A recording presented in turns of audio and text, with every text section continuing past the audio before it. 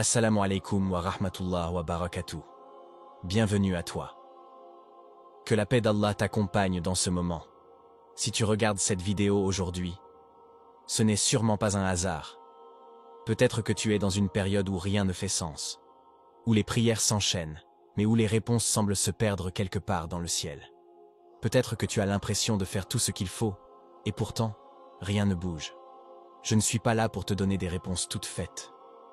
Mais j'aimerais t'inviter à voir les choses autrement, à regarder ton silence comme un message, ton attente comme un terrain sacré, et ta douleur comme une transformation.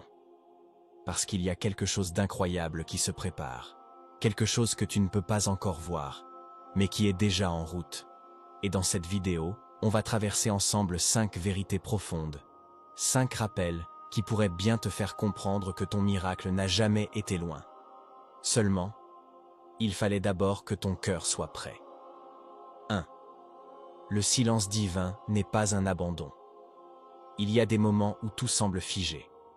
Tu marches, tu respires, tu fais semblant d'aller bien, mais à l'intérieur tout est silencieux. Le genre de silence qui n'apaise pas. Un silence qui pèse, qui creuse. Tu lèves les mains, tu pries, tu demandes, mais aucune réponse, pas même un signe. Comme si le ciel s'était refermé d'un coup, sans prévenir. Et tu te poses la question que tant d'âmes se sont posées avant toi. Est-ce que Dieu m'a oublié? Mais si tu regardes de plus près, et si ce silence n'était pas un vide? Et s'il cachait, en réalité, une activité divine que ton cœur n'est pas encore prêt à percevoir? Vois-tu, l'absence de bruit n'est pas toujours l'absence de mouvement. Les profondeurs ne font pas de vagues, mais elles regorgent de vie. De la même manière, Dieu agit même quand tu ne vois rien. C'est dans ce genre de moment que la foi est réellement testée. Quand tu n'as plus de preuves, plus de confort, plus de signes extérieurs, il ne reste que ton souffle, ton cœur. Et cette sensation étrange que quelque chose est là, quelque chose d'invisible, d'immense. Les anciens le savaient, le silence d'Allah n'est jamais synonyme d'abandon. C'est un langage, mais un langage céleste. Un discours réservé à ceux qui savent t'écouter avec l'âme. Il ne te répond pas toujours comme tu l'espérais, mais il parle dans les détails, dans les petits retards, dans les empêchements soudains, dans cette fatigue que tu ressens alors que tu n'as rien fait. Et parfois, dans cette paix étrange qui s'installe au milieu du chaos. Tu crois que rien ne bouge? Mais dans l'invisible, tout est en train de se mettre en place. Ce que tu prends pour une distance est parfois une protection. Ce que tu crois être un silence, c'est peut-être une préparation. Parce que, avant une révélation, il y a toujours un moment de silence. Avant le lever du jour, il y a toujours la nuit la plus noire. Et peut-être que ce que tu vis maintenant n'est pas une absence de Dieu, mais sa proximité, dissimulée derrière un rideau d'incompréhension. Il t'invite à regarder autrement, à ressentir au lieu de voir, à lui faire confiance, même sans preuve. Et si ce vide était un écrin, un espace sacré dans lequel Dieu prépare une réponse que tes mots ne pourraient même pas formuler.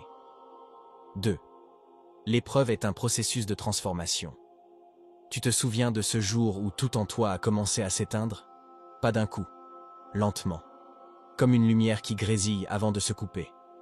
Tu ne comprenais pas pourquoi, ni comment c'était arrivé, mais tu le savais. Quelque chose avait changé. Les choses qui t'enthousiasmaient hier n'ont plus le même goût. Les projets stagnent, le cœur se fatigue, les réponses tardent. Et plus tu avances, plus tu as l'impression d'être vidé. Comme si chaque pas te demandait de te dépouiller un peu plus de ce que tu croyais être toi. Tu appelles ça une chute, une impasse. Mais de là-haut, Allah appelle ça une transformation. Parce que lui, il ne te brise pas pour te briser.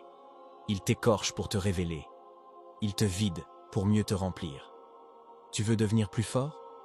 Alors il faut apprendre à ne plus t'accrocher à ce que tu crois être ta force. Tu veux recevoir? Alors, il t'apprend à lâcher. Lâcher le contrôle, lâcher l'orgueil, lâcher ce plan parfait que tu t'étais imaginé. Parce que parfois, ce que tu appelles échec est en réalité une libération. L'ego déteste ça. Il déteste ne pas comprendre. Il veut des résultats. Il veut des preuves. Il veut que ça aille vite. Mais l'âme, elle a un autre rythme. Et dans chaque silence, dans chaque épreuve, Allah affine. Comme l'orfèvre affine l'or dans la fournaise, tu brûles un peu. Tu cries parfois. Mais derrière la douleur, il y a une beauté qui est en train de naître. Tu ne la vois pas encore. C'est normal. Tu n'es pas censé la voir maintenant, parce qu'elle est en construction, en toi. L'épreuve n'est pas une punition, c'est une formation, un travail secret, silencieux, sacré. Dieu arrache ce qui est faux, ce qui est fragile, ce qui est trop humain. Il te donne un regard nouveau, une patience plus lourde, une foi plus stable. Et tu sais quoi?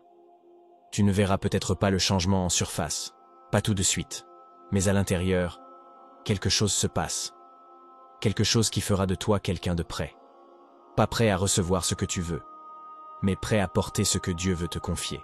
3. La sagesse du délai. Pourquoi est-ce que ça prend autant de temps? Tu regardes le ciel, tu regardes ton cœur, et tu ne vois toujours rien bouger. Pas de changement, pas de signe. Juste ce délai. Tu l'appelles retard. Tu crois que c'est une pause, une attente vide, un frein au bonheur? Mais as-tu pensé une seule seconde que ce que tu vis est une préparation, pas une punition? Et si ce que tu prends pour un silence était en fait un perfectionnement? Et si ce pas encore de Dieu était sa manière à lui de te dire « Je suis en train de t'équiper pour ce que tu m'as demandé ». Vois-tu, Allah ne fonctionne pas à la vitesse de nos urgences. Il ne se laisse pas bousculer par nos impatiences. Il donne quand c'est mûr, quand c'est bon, quand toi, tu es prêt. Et être prêt ne veut pas dire avoir prié 1000 fois, cocher toutes les cases, donner tout ce que tu pouvais. Être prêt, c'est avoir un cœur libre, une foi stable. C'est pouvoir recevoir ce que tu demandes sans te perdre dedans.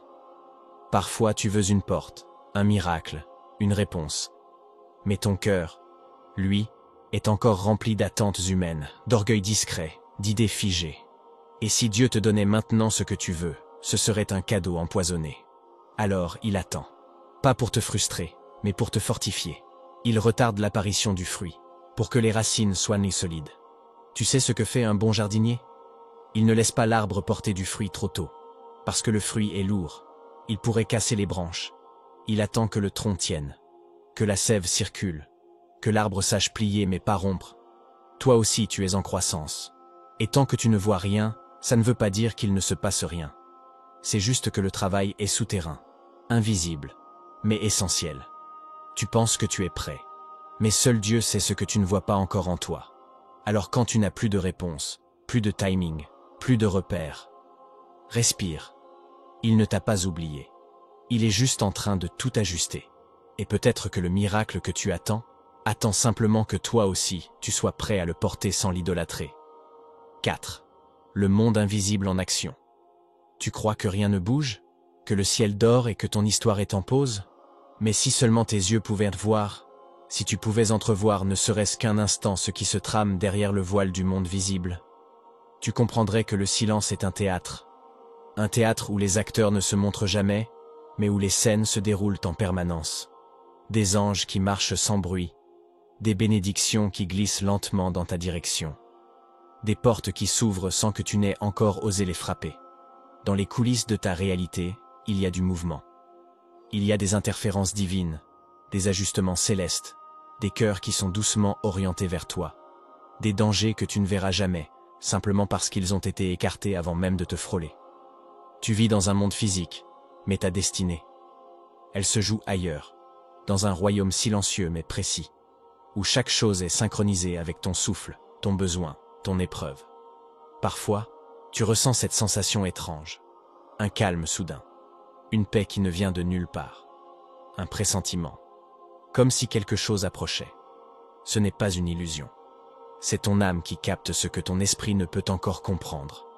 Il y a des jours où tu ne ressens rien, et pourtant, là-haut, les choses bougent.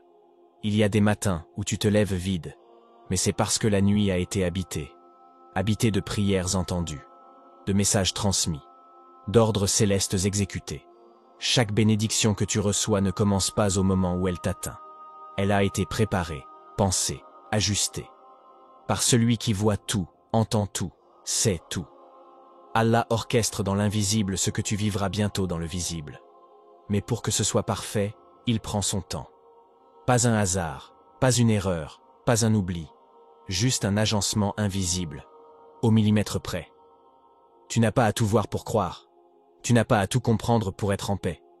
Il suffit parfois de se rappeler que, dans l'invisible, ton nom circule déjà. 5. Ton miracle est en route. Ce que tu vis là maintenant, ce n'est pas une fin. Même si tout semble s'arrêter, même si les murs se rapprochent, même si le silence t'enveloppe comme une nuit sans fin, ce n'est pas une fin. C'est un alignement. Une préparation que tu ne comprends peut-être pas encore, mais qui te dirige lentement, sûrement, vers ce que Dieu a toujours prévu pour toi. Tu n'es pas en train de perdre du temps. Tu es en train de te plaire, d'être positionné, d'être affiné. Ce que tu attends, ce miracle que tu as espéré, réclamé, parfois même supplié, il est en route. Pas en tant que simple possibilité suspendue à tes efforts. Pas comme une loterie spirituelle à gagner par mérite. Non. Il est en route comme une certitude déjà écrite. Comme une promesse posée dans l'invisible, signée du doigt de ton Seigneur. Tu crois que tu dois mériter? Mais Dieu ne fonctionne pas par mérite humain. Il ne donne pas à cause de ce que tu as fait. Il donne parce qu'il a préparé ton cœur à recevoir sans te détruire. Tu ne réalises pas tout ce que tu as traversé. Tous ces moments où tu es resté debout, alors que tu aurais pu tomber. Tous ces silences où tu as gardé la foi, même sans preuve. Chaque respiration chargée d'espoir, chaque prière faite en larmes, elles ont façonné un cœur prêt. Et c'est ce cœur-là que Dieu attendait. Tu penses encore que c'est loin, que c'est flou. Mais dans les cieux, ça a déjà commencé. Ton nom est déjà inscrit. Le décret est déjà en mouvement. Les synchronicités sont en place. Le moment viendra où ce qui t'échappait hier te semblera soudain évident. Ce que tu espérais timidement tombera dans ta vie avec une justesse déconcertante. Ce ne sera peut-être pas spectaculaire, mais ce sera parfait. Et quand ça arrivera, tu sauras. Pas parce que ce sera bruyant ou visible aux yeux de tous, mais parce que ton cœur, lui, se sentira chez lui. Ce miracle-là, il ne sera pas juste un événement. Il sera une réponse, un accomplissement, une révélation. Pas pour flatter ton ego, mais pour confirmer que ton attente n'a jamais été vaine, que Dieu ne t'a jamais oublié, et que tout ce que tu as vécu t'y menait déjà. Si ces paroles ont résonné en toi, si, quelque part, ton cœur a reconnu quelque chose dans ce que tu as entendu, alors sache que ce n'était pas simplement une vidéo. C'était peut-être un rappel, un souffle, un signe discret, un murmure qui vient confirmer que non, tu n'es pas oublié, et que oui, ton miracle arrive. Alors garde la foi. Même dans le silence, reste debout, même dans l'attente. Car ce qui est écrit pour toi, viendra à toi, au moment parfait, avec la sagesse d'Allah. Et rien, ni personne, ne pourra l'en empêcher.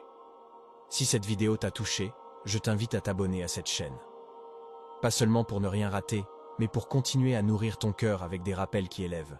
Tu peux aussi laisser un commentaire si tu traverses une période difficile, ou simplement écrire « Je crois encore ». Qui sait? Peut-être que ton témoignage sera le réconfort de quelqu'un d'autre. Qu'Allah t'apaise, te guide et te couvre de sa lumière. Wa assalamu alaykum wa rahmatullah wa barakatuh.